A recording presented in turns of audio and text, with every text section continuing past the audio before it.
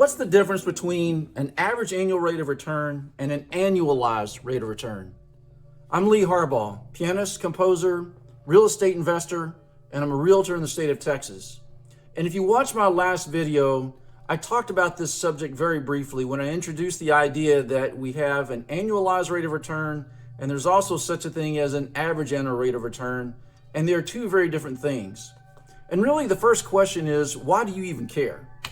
To answer that, it's pretty simple. When you're analyzing an investment opportunity or potential, you want to be able to compare apples to apples. If you're comparing a real estate investment against gold or against stocks or bonds, or for that matter, even if you're comparing one real estate investment against another real estate investment, you want to be sure that you're comparing apples to apples. You want to be sure that you're looking at the same type of return when you're analyzing those deals. So what is the difference?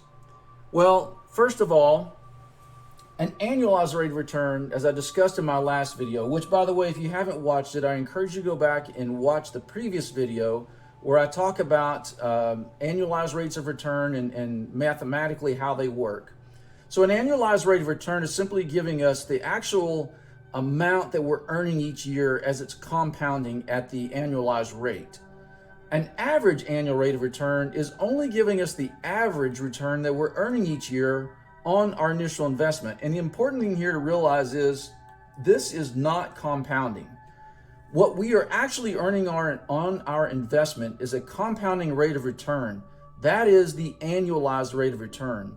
And when we're analyzing investment opportunities and investment deals, I can't say it often enough, it's important that you use annualized rates of return. Let me just walk you back through the previous example. And if you saw the previous video, you saw this example. So I'm not going to step through all the math of it here. But in the example, we had a total rate of return of 34.29% over a 7-year period. And we were trying to compute an annualized rate of return. Once we did that, we determined that our annualized rate of return is 4.3%. So again, that just simply means that whatever amount we invested at the beginning of the 7-year period, every year that we held that, in those 7 years, we were earning 4.3%. And it was compounding year after year after year for those 7 years. So again, annualized rate of return in this example is the 4.3%. If we were to look at what the average annual rate of return was on that deal, it would be 4.9%. How did I come up with that?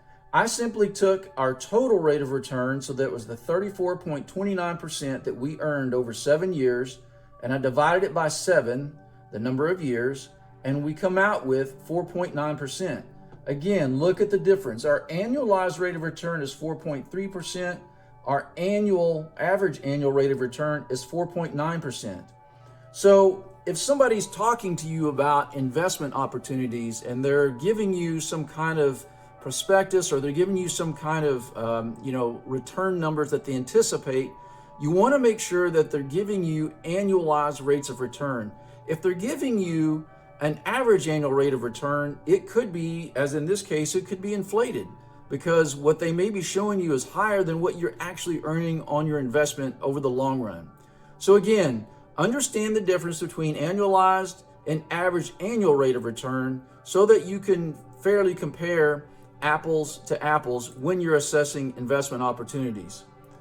The other thing I want to say too, just back to the slide here real quick, is most published fund data, in other words, Standard & Poor's, the different organizations that create stock funds, bond funds, even funds like gold funds and so forth, they publish their reports with annualized rates of return. So within the investment industry at large, it's a well-practiced and it's a well-known best practice, I should say, to use annualized rates of return so that again you can always be comparing one potential investment against another in an apples to apples way.